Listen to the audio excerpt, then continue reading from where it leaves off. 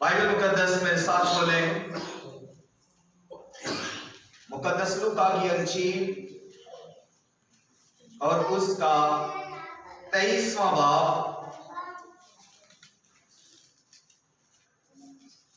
और 32वीं आयत से 34वीं आयत तक। और वो दो और आदमियों को भी जो बदकार थे लिए जाते थे कि उसके साथ कत्ल किए जाएं। जब वो उस जगह पर पहुंचे जिसे खोपड़ी कहते हैं, तो वहां उसे मसलूब किया और बदकारों को भी, एक को दाहिनी और दूसरे को बाईं तरफ।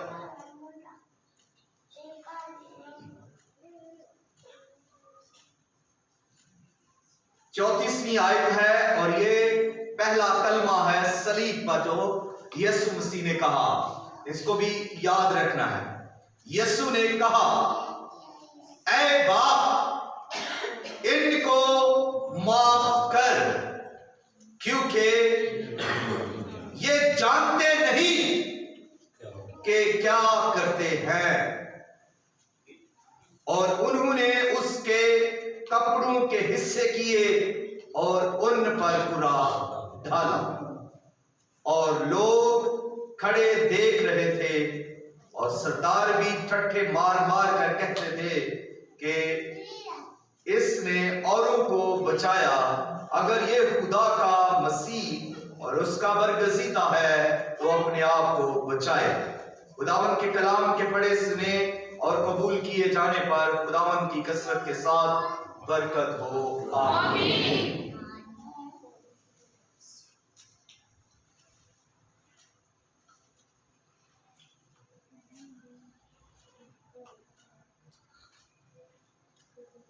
पहला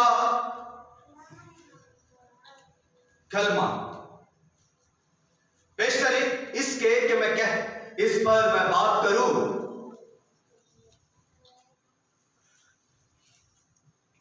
यीशु मसीह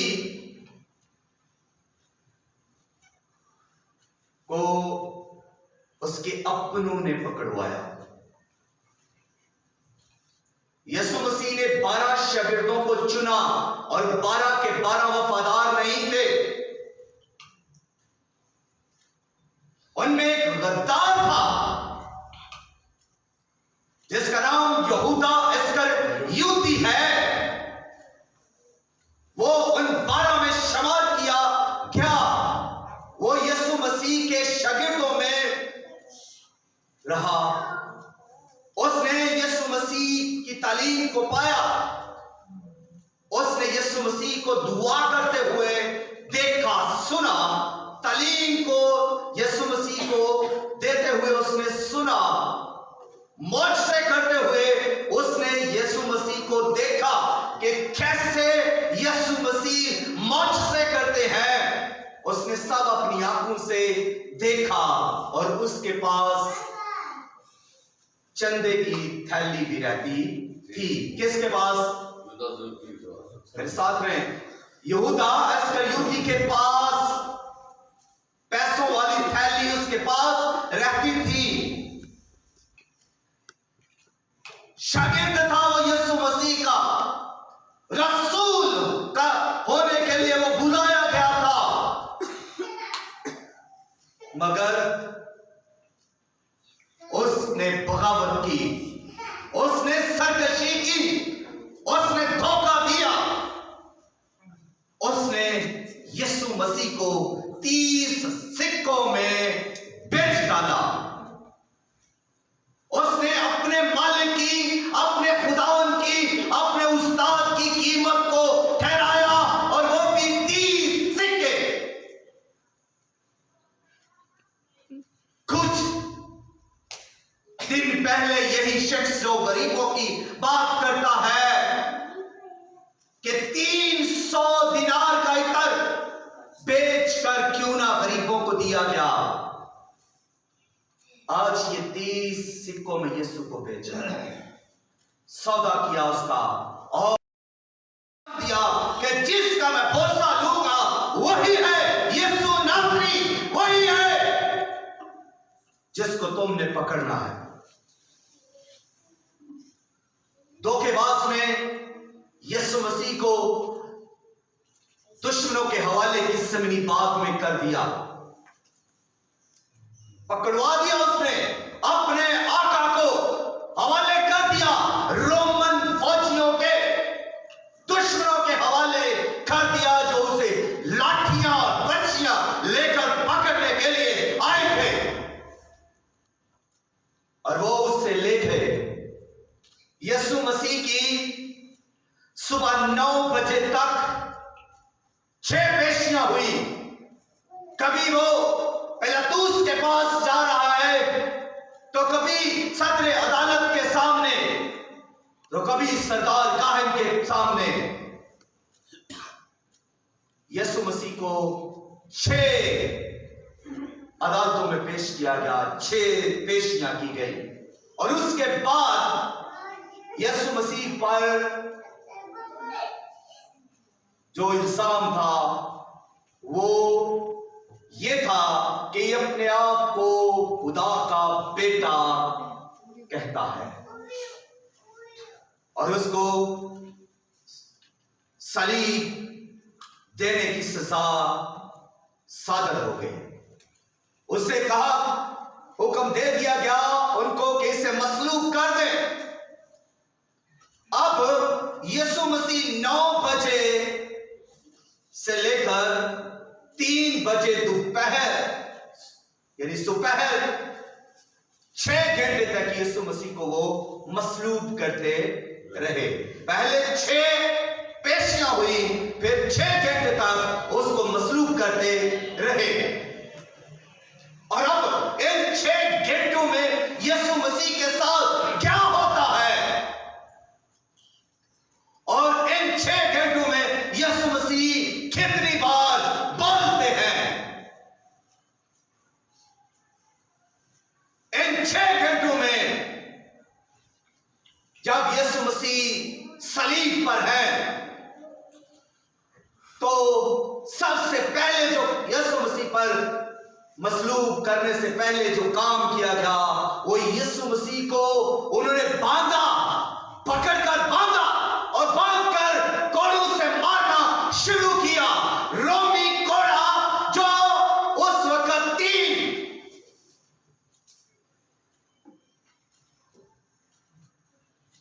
लड़ियों वाला था, और उस पर सीसा लोहा लगा हुआ था। सीसा और लोहा उस पर लगा हुआ था, और जब ये कोड़ा किसी के बदन पर मारते थे, तो वहां से ये गोश्त को उधेड़ देता। और यीशु मसीह को इस तरह 39 कोड़े मारे गए, और जब 39 कोड़े यीशु मसीह के बदन पर मारे गए, तो मतलब यह हुआ कि उसकी जब 3 शाखें थी, तो 3 को 39 से ज़रूरत देंगे तो कितने होंगे? 117 कोड़े मारे। यीशु मसीह के बदन से कोड़ा खून और गोश्त की बोटियां उड़ा देता।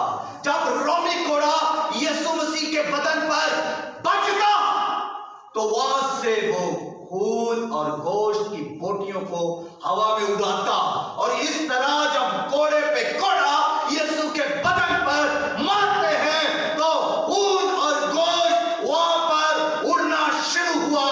तो ऐसे जैसे रुई के गाले ही गाले हैं, यीशु का बदन रुई के गालों की तरह उड़ने लगा, यीशु का खून रुई के गालों की तरह उड़ने लगा। खून की बोटियां उड़ रही हैं, लहू की बोटियां उड़ रही हैं, बूंदें उड़ रही हैं, और यीशु मसीह का बदन छलनी छलनी कर दिया गया।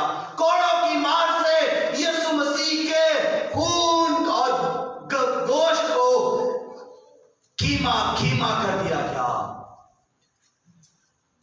इस कदर यीशु मसीह का बदन लहू लुहान था कि वो फर्श जहां पर यीशु मसीह था वहां पर भी खून ही खून, दीवारों के साथ भी खून और बोटियां लगी हुई हैं और रोमी सिपाहियों पर भी खून यीशु मसीह का उड़ रहा है। यीशु मसीह पर जो कोड़े लग रहे थे तो यीशु मसीह उस वक्त बहुत ज्यादा कर्ब में थे, दर्द में थे, बहुत ज्यादा वो दुख में और तकलीफ में थे। 39 कोड़े यानी के बदन पर मार चुके। तब उन्होंने दूसरा काम यह किया कि एक भारी सलीब उठा, यीशु मसीह को उठानी पड़ी। यानी यीशु मसीह पर उन्होंने सलीब को लाद दिया और कहा कि इसको उठाकर कोहे कलवरी पर ले चल। यीशु मसीह जबकि पहले ही जख्मों के अंदर है, खून से लथपथ है, गम से और निडाल है और दर्द से करा रहे हैं, तो भारी सलीब उनको उठानी पड़ी। और जब वो भारी सलीब उठाकर कोहे कलवरी पर चढ़ रहे हैं जो बुलंदी की तरफ है, ऊपर की तरफ है, और आप जानते हैं कि ऊपर को सफर करना मुश्किल है, तो भारी सलीब भी यीशु ने उठाई हुई है, जख्मों से चूर है, दर्द से कराते हुए, बिलबिलाते हुए वो सलीब को उठाकर कलवरी की तरफ, कलकत्ता की तरफ जा रहे हैं। और जैसे ही वो जा रहे हैं तो वो कभी गिरते हैं तो फिर उठते हैं, फिर आगे चलते हैं और फिर गिरते हैं, फिर उठते हैं। सलीब भारी है, उठाई नहीं जा रही। यीशु जख्मों से चूर है और दर्द में भी शिद्दत है। जैसे ही वो आगे बढ़ते जा रहे हैं तो मिलाकर उनकी मदद के लिए फिर उन्होंने एक शख्स को पकड़ा जो उनकी सलीब को लेकर कोहे कलवरी पर गया। वहां पर पहुंचते दूसरा काम, जो तीसरा काम जो हुआ वो ये था कि यीशु मसीह को अब उन्होंने उस सलीब पर लिटा दिया और फिर उस पर उसको बांधा और यीशु मसीह के हाथों और पांव पर कील ठोंक दिए। कोई बता सकता है कि कितने कील यीशु मसीह को लगाए गए थे? किसी को नहीं पता। हम कीलों की, सलीब की बात, कांटों की बात करते हैं, मगर किसी को शायद ये नहीं पता कि यीशु के बदन पर कितने कील लगाए गए थे। यीशु मसीह के हाथों पर 2 कील लगाए थे, यीशु मसीह के पांव पर 1 कील लगाया था, यीशु मसीह को 3 कीलों से जड़ दिया गया और उन कीलों की लंबाई 7 इंच से 9 इंच तक और उनकी मोटाई तकरीबन 1 इंच से 1.5 इंच तक। इतने मोटे कील थे, इतने लंबे कील थे जो हाथों में लगाए गए, जो पांव पर लगाया गया। 1 कील था और हम अक्सर देखते हैं सलीब पर जब यीशु हैं तो उनकी टांगे ऐसे हैं, 1 कील दोनों पांव के अंदर लगाया गया। उसके बाद फिर चौथा काम जो किया वो सर के ऊपर कांटों का ताज पहना दिया।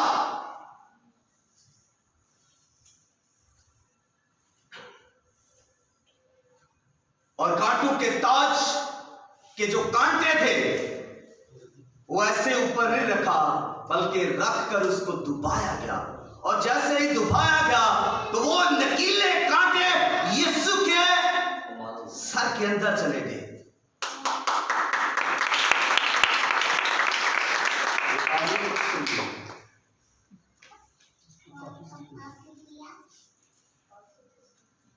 चीजों को सीखें कहां हालेलुया कहना है, कहां तालियां लगानी है।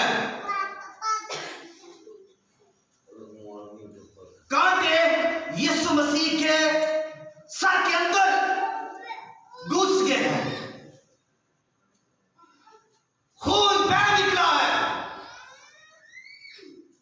पहले कोड़ों की मार से खून बह निकला, फिर हाथों और पांवों पर कील लगाने से खून निकला, और फिर कांटों का ताज सर पर रखने से खून बह निकला, और खून अब नीचे की तरफ बह रहा है, और यीशु मसीह सलीब के ऊपर है।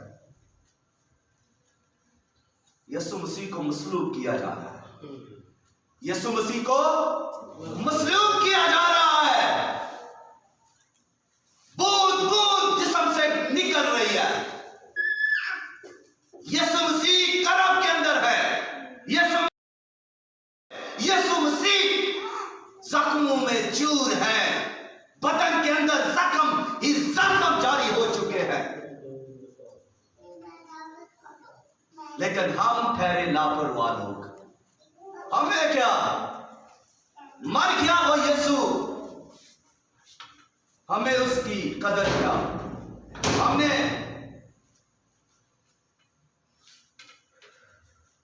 कभी सोचा ही नहीं कि ये जो कांटा का यहां से गुजरा था, कितनी दर्द उसने दी होगी।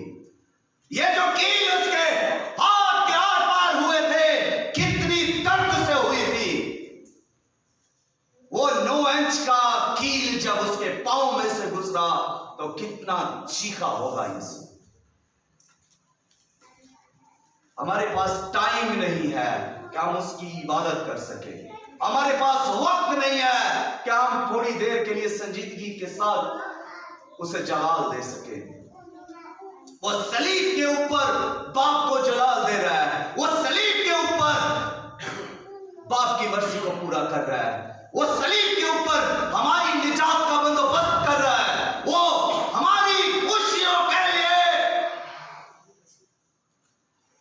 तकलीफ में है।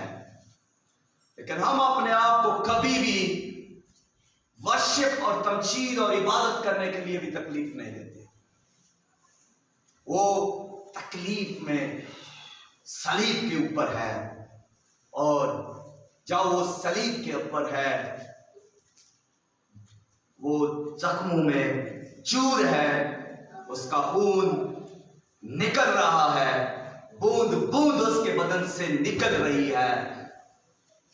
उस वक्त जब वो खामोश था, जब उसने कोई बात नहीं की, जब लोग उस पर ताना दे रहे हैं तो उसने जवाब नहीं दिया, जब लोग उस पर इल्जाम लगा रहे हैं तो उसने जवाब नहीं दिया, जब उसकी दाढ़ी को नोचा जा रहा है तो उसने जवाब नहीं दिया, जब उसको मार रहे हैं उसने जवाब नहीं दिया, उसके कांटों का ताज पहना दिया गया, उसने मुंह से एक लफ्ज भी नहीं कहा, उसको सलीब पर कील से जड़ दिया, उसने नई बात की।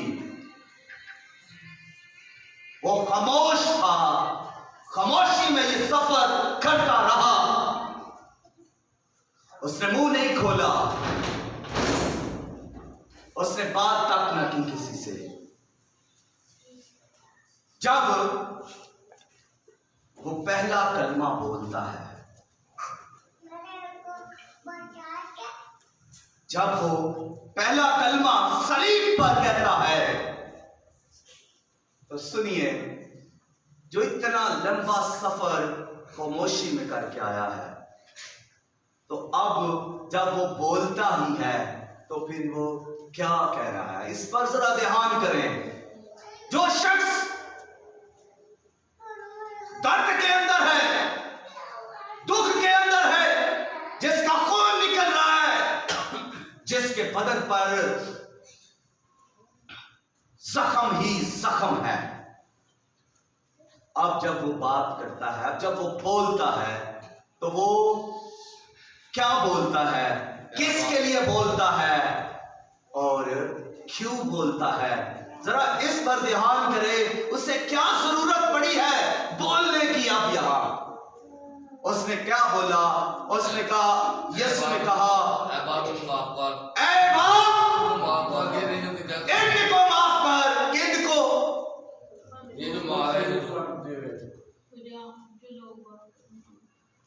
खिन्न को माफ कर। यीशु मसीह यहां पर जो बोल रहे हैं, तो पहली बात वो बाप से मुखातिब है, वो लोगों से मुखातिब नहीं है। वो आसमानी बाप से दुआ कर रहे हैं, ऐ बाप इनको माफ कर, इनको माफ कर, क्योंकि ये जानते नहीं है कि क्या करते हैं। इनको माफ कर जो यहां पर खड़े हैं। इन्होंने मेरी तालीम को रद्द कर दिया है, इन्होंने मुझे पहचानने से इनकार कर दिया है। इनको माफ कर दे, इनको माफ कर दे। मैंने इनसे कहा मैं खुदा का बेटा हूं, लेकिन ये इस बात को नहीं मानते। इन्होंने मुझ पर इल्जाम लगाए, इन्होंने मुझे रद्द किया, इन्होंने मुझे सलीब पर दे दिया, इन्होंने मुझे कोड़े मारे, इन्होंने मुझ पर थूका, मेरी दाढ़ी को नोचा। इसलिए इनको माफ कर। जिन्होंने मेरी दाढ़ी को नोचा है, इनको माफ कर। इनको माफ कर जिन्होंने मुझ पर थूका है, इनको माफ कर जिन्होंने मुझ पर कोड़े लगाए हैं, इनको माफ कर जिन्होंने मुझ पर ये मसलूब होने का फतवा दिया है, इनको माफ कर। जो यहां पर ये सारे देख रहे हैं मुझे, जो इनके हक में है और जो कोई मेरे साथ नहीं है, सब मुझसे बगावत कर गए। इनको माफ कर, क्योंकि ये नहीं जानते कि क्या करते हैं। ये लाइमी में ये कर रहे हैं। यीशु मसीह इस कदर खून से लथपथ है, इस कदर दर्द में है, फिर भी वो उनका ही ख्याल कर रहे हैं। यीशु मसीह फिर भी उन पर रहम कर रहे हैं। यीशु मसीह फिर भी उनको माफ करने की दुआ कर रहे हैं। हालांकि अगर यहां देखा जाए तो यीशु मसीह खुद भी तो कह सकते थे कि मैं इनको माफ करता हूं, क्योंकि यीशु मसीह पीछे की थोड़ी देर पहले अगर हम देखें तो यीशु मसीह ने कहा, जा तेरे गुनाह माफ हुए, फिर गुनाह ना करना। यीशु मसीह तो गुनाह माफ करता आ रहा है। लोग बीमार को लाते हैं, वो बीमारी को भी दूर करता है और गुनाह को भी माफ करता है। यीशु मसीह के पास तो गुनाह माफ करने का इख्तियार है, लेकिन यहां पर यीशु मसीह उनके गुनाह खुद माफ नहीं कर रहे, बल्कि क्या कर रहे हैं? बाप से कह रहे हैं कि बाप इनको माफ कर। तो बात यह है कि यहां पर दो चीजें हैं। बाप यीशु माफ कर सकता है। कुछ लोग ये कहते हैं कि यीशु को सलीब पर माफ करने का इख्तियार नहीं था। कैसी सोच है उनकी। यीशु मसीह जिसने कहा मैं आज कल बल्कि अब तक यकसा हूं, यीशु मसीह जिसको सलीब पर, जिसको पानियों पर, जिसको जमीन पर, हर जगह पर यीशु मसीह को कुदरत दी गई, हर जगह पर यीशु मसीह सेम है, तो फिर सलीब पर वो गुनाह माफ क्यों नहीं कर सकते? यीशु मसीह को इख्तियार है, वो सलीब पर भी है तो वो माफ करने की कुदरत रखते हैं। वो जमीन पर चल रहे हैं, वो माफ करने की कुदरत रखते हैं। वो पानी पर चल रहे हैं, वो माफ करने की कुदरत रखते हैं। वो जहां भी है वो माफ करने की कुदरत रखते हैं। ये उनके पास इख्तियार है कि वो माफ करें।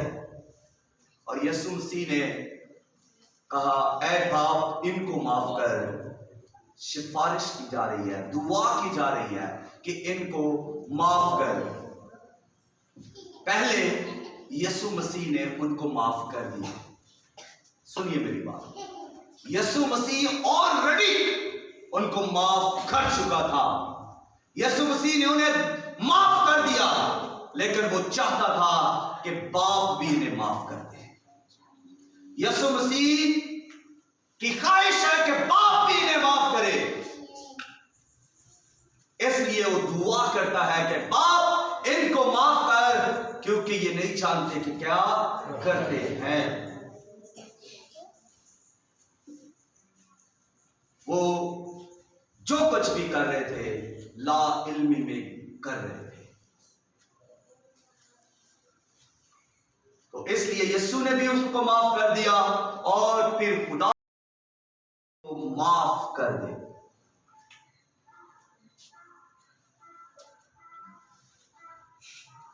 यीशु मसीह ने हर उस शख्स के लिए दुआ की जो वहां पर था।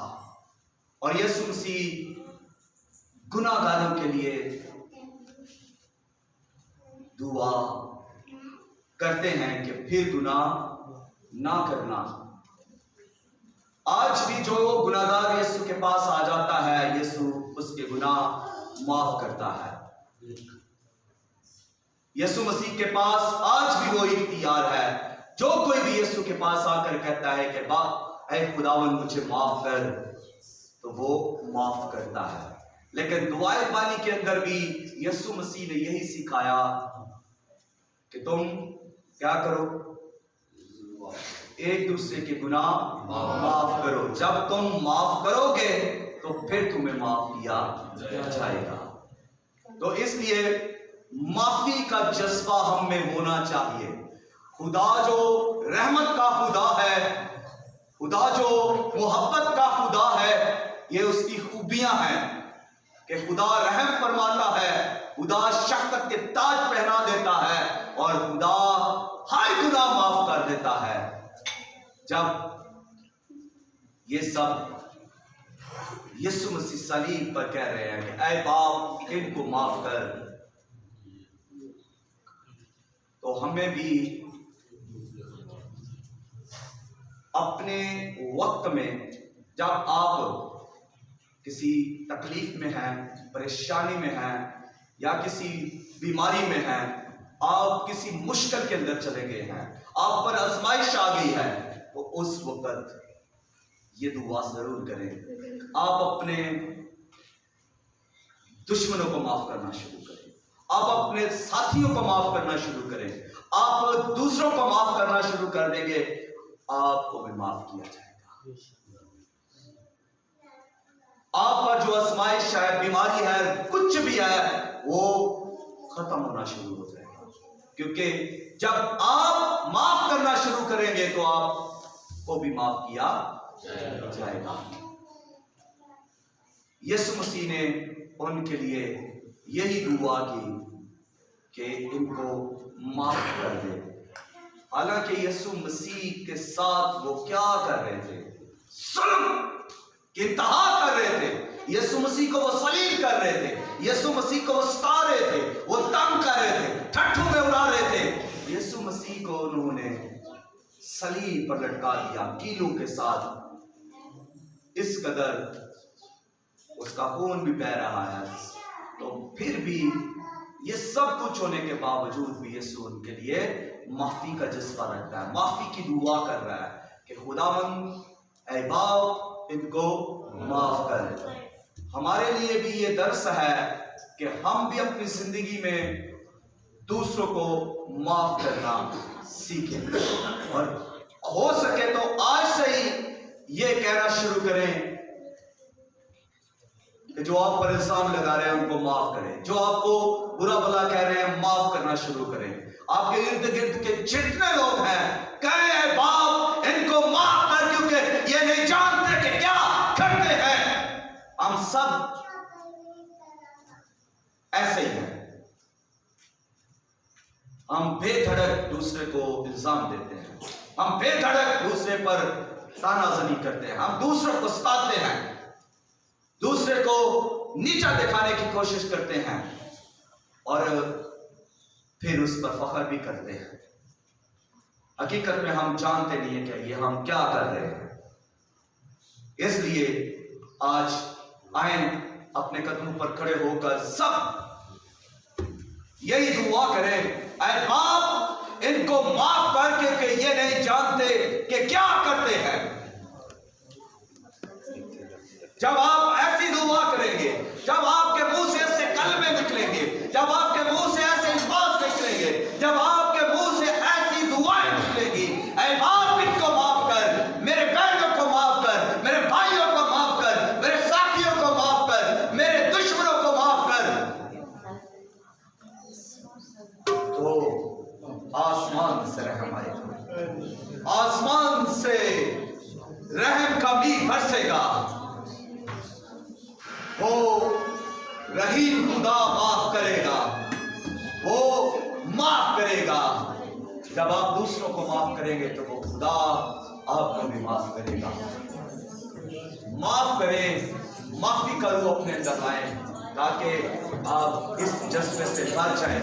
आप दूसरों को माफ करें, खुदा आपको भी माफ करेगा, क्योंकि हम सब ही गलतियां करते रहते हैं, हम सब ही खताएं करते रहते हैं, हम सब ही इल्जाम लगाते रहते हैं, हम सब ही गुनाह करते रहते हैं। तो जरूरी है कि इन गलतियों, इन खताओं की माफी भी हो। आए यीशु पर इत्काद करके खुदा बाप से कहे, बाप इनको माफ कर,